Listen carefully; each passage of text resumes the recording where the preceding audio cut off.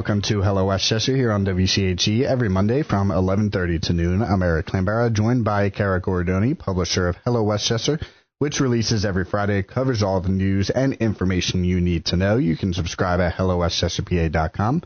Welcome back, Cara. How are you this morning? I'm doing pretty good, despite it being wet and dreary. Yeah. Otherwise, pretty good. Not the best outside, but that's why we had the cook-off canceled over the weekend, which we'll talk about that in a little bit, but hopefully better conditions as the week goes on. So let's start off. We have a lot to talk about, as always. The first thing I wanted to touch on was Westchester University wants to demolish and redevelop the College Arms. What's going on here? Yeah, so we've been talking quite a bit about the Westchester University master plan that they released last year, and that's their 10-year plus plan, and it involves a lot of projects throughout all of the campus, from housing to athletics to academics, all of it. And College Arms Apartments was on the list. It is included. It had been slated for a renovation. However, it seems like that is no longer the plan. And last week at the Smart Growth Committee, which was on a Tuesday, Westchester University attorney Brian Nagel came to the committee and presented a new plan, Westchester's new plan for this half block. So College Arms Apartments are there, but it's really the whole plan is kind of a redevelopment of this half block of it's kind of the block with College Arms, which is South High Street to Rosedale to what is the other street there? Linden Street, maybe, and then to the alley. So it's this kind of half block. There's also where Cordoba's is, and if you're familiar with that area. And the idea now is no longer to renovate, but to raise and clear all that out and start anew. And so the plan calls for taking it all out and replacing it with a 420-bed housing complex. This is going to be townhome style, 3-story complex. There's also going to be 750 square feet of retail, 7,500 square feet of retail. That's probably going to replace and upgrade the areas with like Cordoba and the coffee, Saxby's coffee there. So, and then there's also going to be 7,500 square feet of administrative space. That block also has the Honors College and the Dub C autism program. So some of that will also be rehoused. And then there's also plans for a new welcome center that will be added to the corner of Rosedale and High over there on the south end of that property. Is a welcome center for the Westchester in general, or is that for the university? Yeah, it would be a welcome center for the university. Okay. So not Westchester Borough, but for the university itself. So that's kind of the high level of the project, and but it wasn't exactly well received.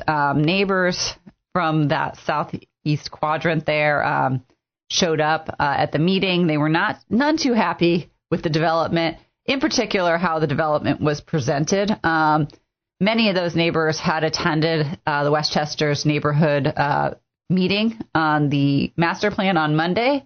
And during that meeting, there were no mentions of this project. It was kind of skimmed over, I think, largely. So they felt a little blindsided.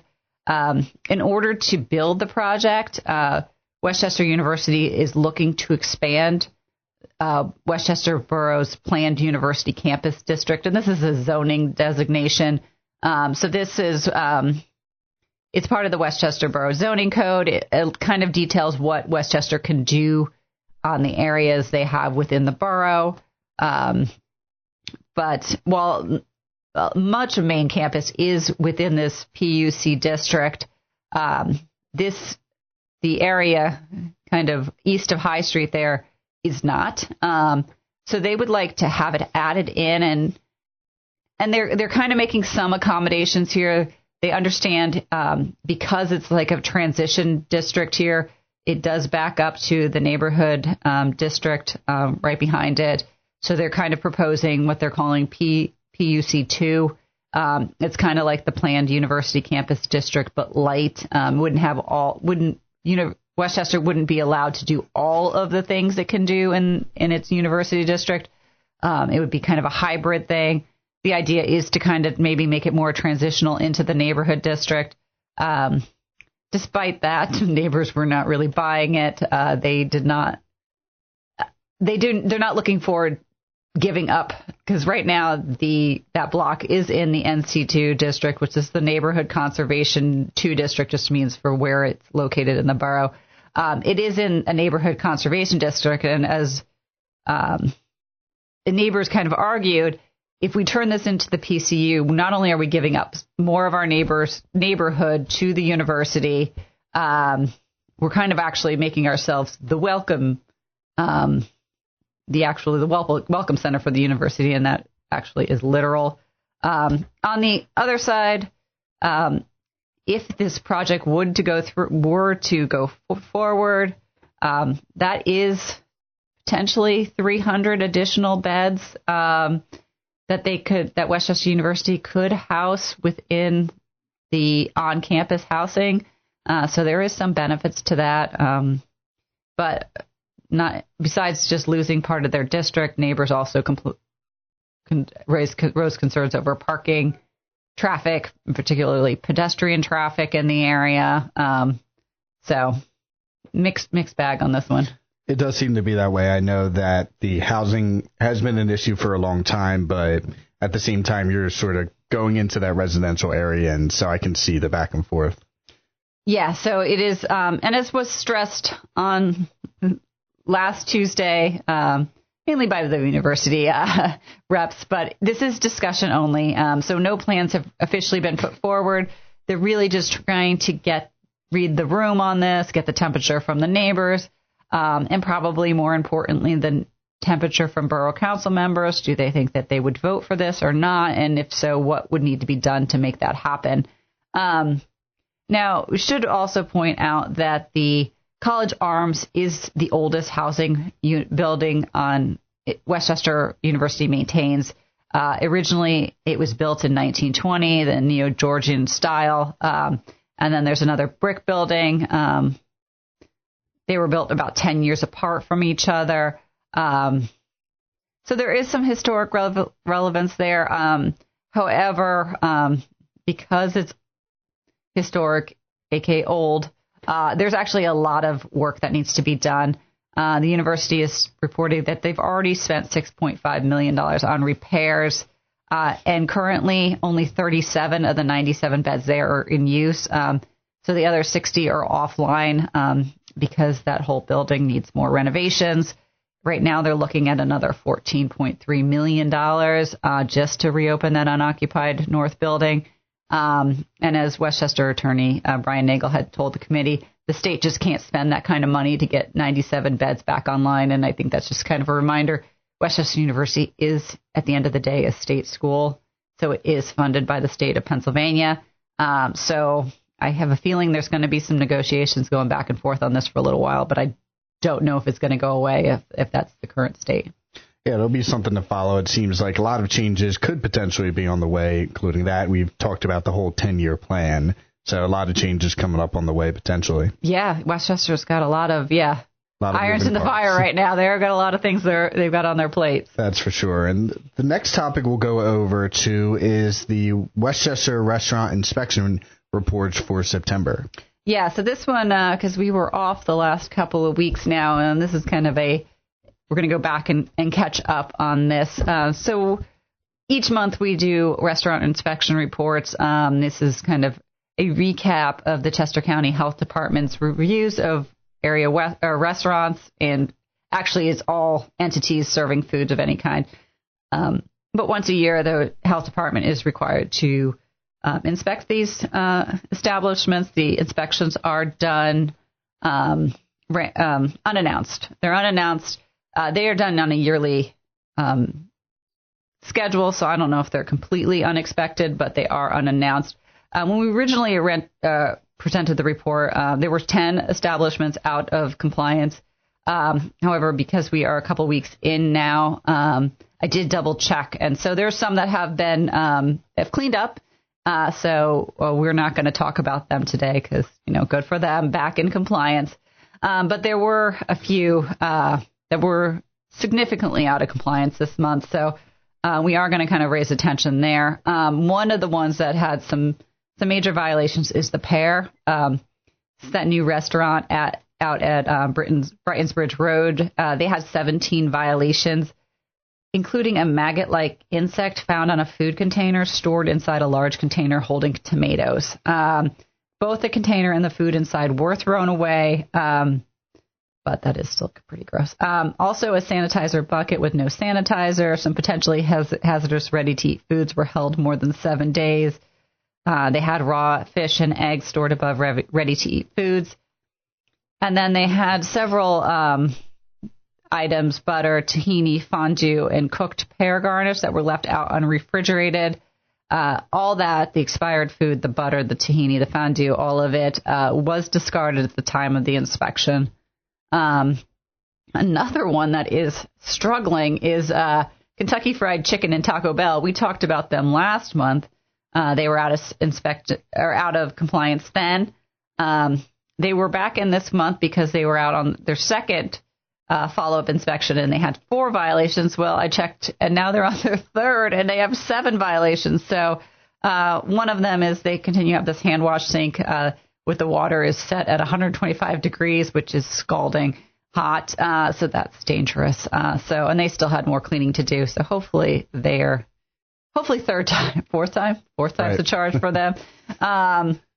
Now, this is another one that it was pretty bad, was this Park Lane Post-Acute. It's a recovery center over on Boot Road. Some of these always concern me because when you're talking about people who may not be at the most aware, I get a little nervous because who's paying attention, right? So they were out with 18 violations, including potentially hazardous ready-to-eat foods kept beyond their expiration dates.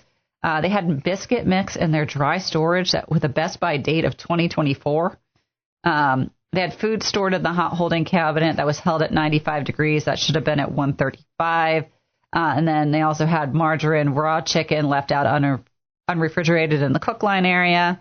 The temperature on that chicken was recorded at 79 degrees Fahrenheit, and the margin was at 71. They should have been down at 41 degrees or below. Both were discarded. There was also some uncleaned food equipment that was found on the clean equipment rack. Employee food items were commingled with retail food items, and they just had a bunch of cleaning that they needed to do. Actually, at one point, it just says the kitchen must be deep cleaned, including all equipment, shelves, floors, walls, and flooring. So big job there over at Park Lane Post-Acute. Hopefully they're getting on that. Another one that was at a pretty bad inspection was Sabatina's Mobile Pizza. Physical location is out on Boot Road, but obviously that is the food truck that does move. They had 18 violations, including moldy eggplant in the standing cooler, open food items left uncovered in the cooler and the freezer.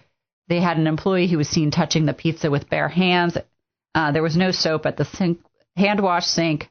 And then they had eggs and pizza in preparation area were found at 60 degrees rather than 41 degrees. And they also had trouble with the transport. So all the food that had been transported from their main facility to the truck was not received at the appropriate temperature.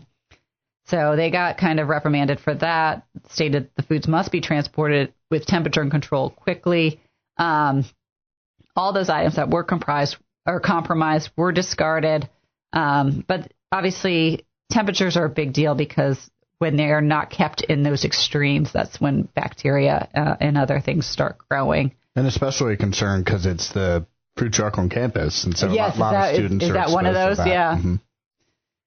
Yeah, so if you're a student there, keep your eyes out and maybe pick a different truck for a little bit until they get cleaned up. And then another one was out, Pietro's Prime. They had 10 violations. They did have a pretty poor report, a lot of cleaning. that they needed to do. There were also a cockroach spotted there. So they were told to clean up. They did get re-inspected. They are still out of compliance, but now they're down to 2 violations rather than the full 10. So making progress. Hopefully they will be soon cleaned up completely. Yep. So lots of issues, especially the one you mentioned, 18, was pretty alarming. But yeah. So hopefully they're able to clean it up, and we're at about the middle of the month. So hopefully they're able to get it going for the November report. Yeah. And we're also at the middle of the show. We are at 11:45 listeners, so we're going to take a break. We'll be back with much more. Stay with us, and we'll be right back.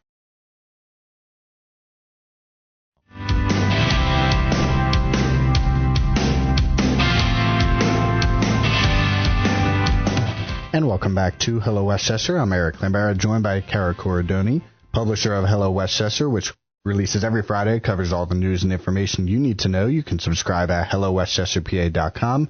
So the next topic we had for discussion was the Westchester Borough budget up for discussion. Yes. So I think we touched on this last month when Borough Manager Sean Metrick came and first presented the budget. And at the time, there was a $2.6 million overage presented.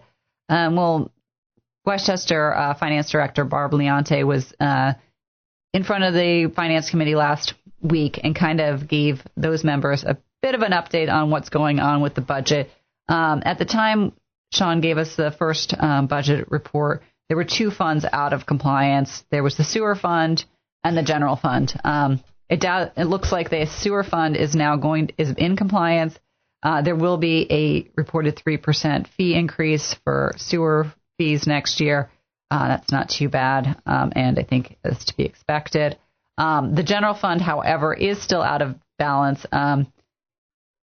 Although they've made some significant progress, we are currently at $387,170 over in that budget.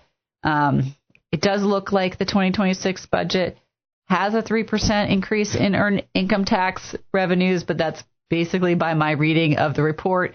They didn't actually mention that, so I'm guessing that news will be presented this week. So they are going to continue to work on it. Last week, they were supposed to be making some tweaks to that, but bring it up this week because it will be presented again in its finality on Tuesday. So Borough Manager Sean Metrick will be back in front of Borough Council on Tuesday at the work session.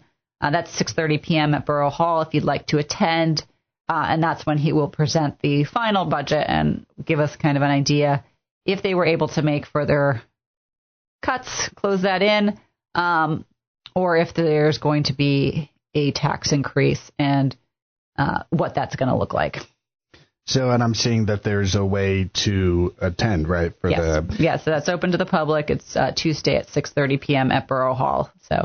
So listeners, make sure to put that on your calendar. So that is the Westchester Borough budget up for discussion.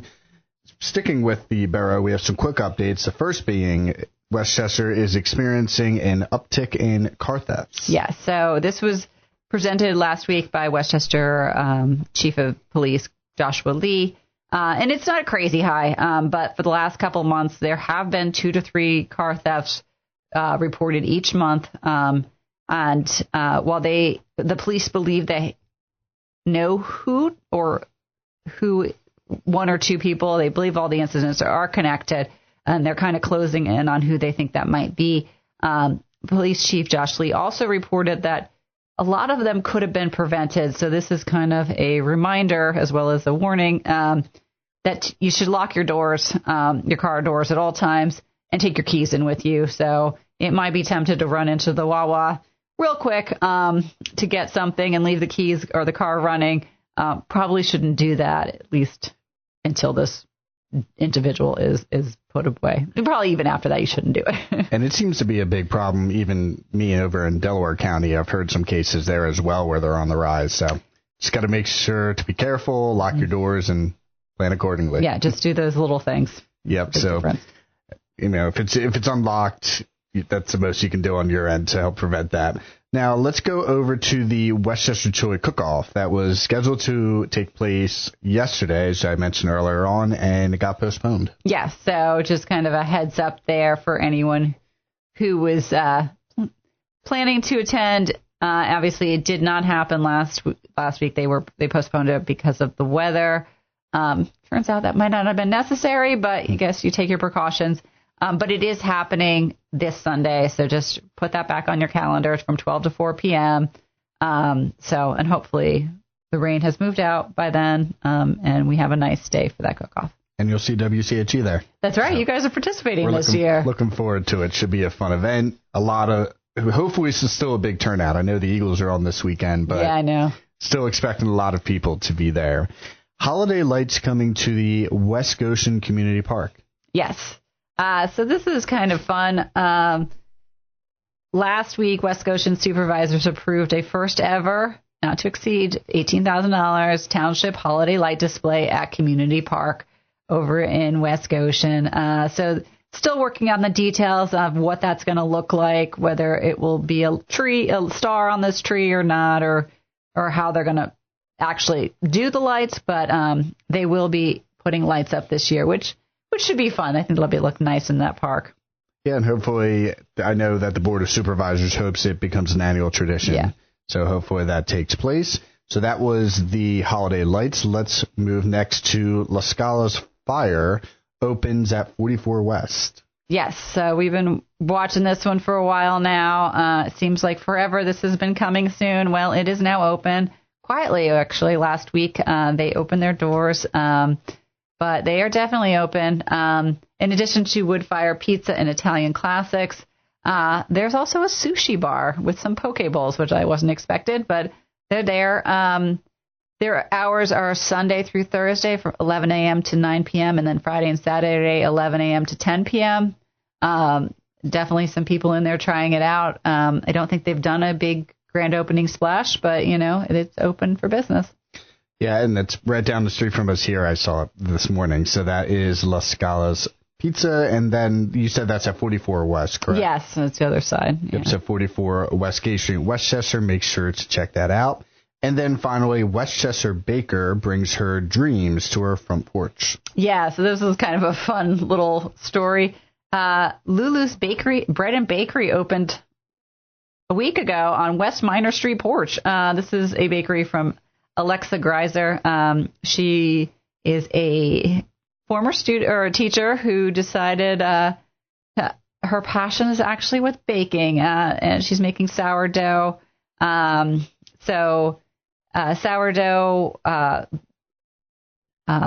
chocolate chip cookies and sandwich style loaves is what she's got at her little bakery. It's pop up. It's every Friday. It starts at 4 p.m. until she sells out. You can just pop by and check her out on the porch of 408 West Minor Street. So that's a pop-up, as you mentioned? Yeah. I think you'd call it. It's their porch. I think they just set it up every Friday at like 4 p.m. Okay, cool. Yeah, so that's at 408 West Minor Street, as Cara mentioned. So Lulu's Bread and Bakery, make sure to check that out as well. And now looking ahead, we have actually, there was one more that I wanted to sneak in there. I forgot to put on this morning. We were talking earlier about Westchester University and housing and all that thing that goes on with that. And so I did think it important to note that that enrollment numbers are out for the fall, and enrollment is up again at West Goshen, or I'm sorry, not West Goshen. Where are we anymore? At Westchester University. There has been a lot of promises from the university that undergraduate enrollment was going to be flat. And the increase isn't huge. It is a 1.2% enrollment increase this fall. So that puts current enrollment at 17,417. This is just shy of the 2020 record of 17,719. That's kind of the ceiling they said they're not going to go over. And I think some of this is going to do with looking ahead. I think they've been looking ahead and nationally, high school graduation rates are going to start shrinking. I think there's just fewer students currently in high school level right now. So they are anticipating kind of it to start trending down again.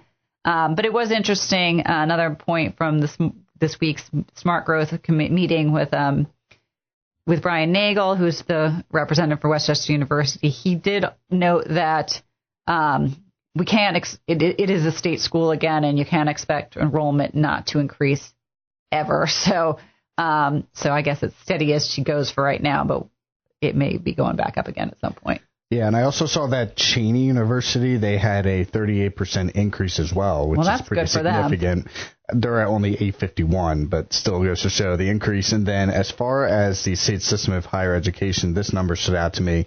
Their enrollment was 119,000 in 2010. Last year it dropped to 82,000. And then this fall's report of 83,005 students marked a small increase. So they got some ground to make up yet. But slowly but surely. Hopefully this is not all made up here. Right, at Westchester, yep. So that was our last quick update here. Let's move ahead to some events we're looking ahead to. Yeah, so fall is a busy time around Westchester. So this week, if you would like to stay inside tonight, Uptown Theater has their $5 Monday movie. They're showing Psycho, very much in tune with the Halloween season here. Then tomorrow, State Senator Carolyn Comita is hosting a senior expo over at Westchester University's South Campus. That's taking place from 11 a.m. to 2 p.m.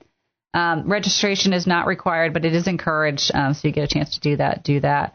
Then on Wednesday, the Beans Story Slam is back. We talked about this a little bit ahead of their September premiere. But the doors open at 7 p.m. on that, and the theme is creepy. If you would have a story you'd like to tell, just keep it to 5 minutes. That's a note on that. And then starting up on Friday is the Westchester Public Library's Halloween door tour. So they've done this for at least 1 year now. They used to do a Christmas door tour, and they changed that to Halloween. Well, that starts on Friday. Always a fun time. Pay a donation and get yourself a map. Then on Saturday, we have the 13th annual 5K, or Unite for Her 5K. They're looking at record numbers. So if you can go support them, do that. That starts at 9 a.m. on Market Street. And then, as we talked about on Sunday, is the Westchester Chili Cook-Off, 12 to 4 p.m. here in town. And if you're over in East Bradford, they're also having a fall festival that's taking place at East Bradford Park from 12 to 4 p.m. There will be live music, food, beer, and kids' activities. Competing events. I think we saw that in there, right? Yep, a lot of stuff going on, that's for sure, with it being the fall season, heading towards Halloween as well, and, of course, with the postponement of the chili cook-off. So plan accordingly, pick your events, and make sure to check those out. So we're at the end of the hour. Thank you, Cara, as always. Thank you, listeners, for checking out the show. You can catch the podcast, 95.3wche.com. We will talk to you next week. We'll see you then.